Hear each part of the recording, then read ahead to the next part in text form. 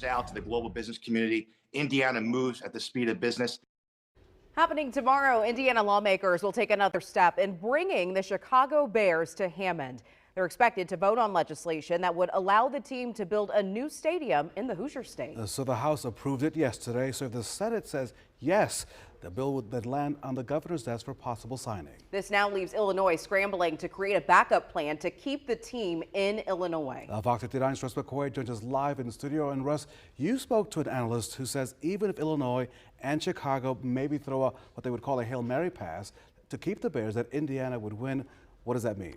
That's right, Raphael. Indiana legislators face a Friday deadline to put their best offer on the table to entice the Bears to Hammond.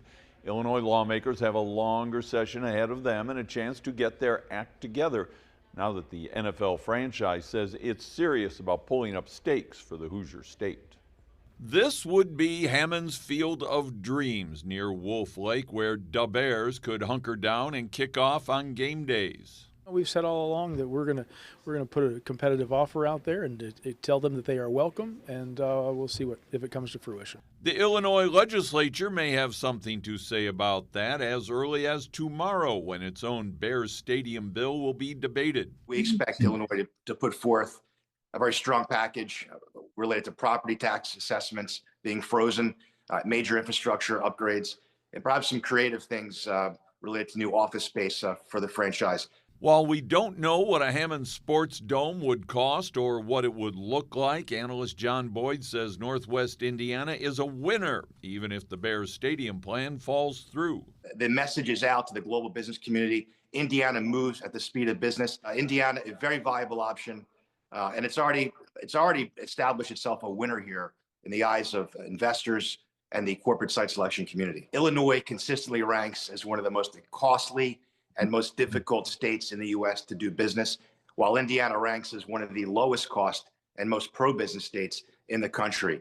With respect to the Bears, clearly the property tax factor was a major factor, a major challenge for the Bears franchise dealing with Illinois. What would happen to all the big deal events currently held at Lucas Oil Stadium, like the NFL Combine, the Big Ten football championships, the Final Fours, the Wrestling Rumbles, and the Taylor Swift concerts, if there's a new dome stadium just a couple hours north of here near Chicago? That's a good problem for Indiana to have. You'd rather keep those tax and tourism and job totals in the state and not be cannibalized by another state. Analyst John Boyd has a lot of experience in Chicagoland and the region. He says the infrastructure upgrades to roads, rail lines, and the airport in Gary would be truly transformational, inviting investment in new housing and corporate office space if the Bears should come to Hammond. Aaliyah. Okay, so Russ, we know that Illinois politics can be unpredictable. Oh, yeah. So what does he say about the possibility of a deal to keep the Bears in Chicago? It is Chicago politics, but yes, it could be a potential wild card while the Illinois lawmakers have their own session tomorrow to consider a Bears incentive bill. John Boyd says Governor J.B. Pritzker has his eyes on maybe running for president as a Democrat in 2028, and nobody wants to be known as the politician who lost a cornerstone NFL franchise to the upstart neighbors. That'll be very interesting to see. Right. You don't want that to happen, Russ. No, you don't. Thank you so much. Thank you.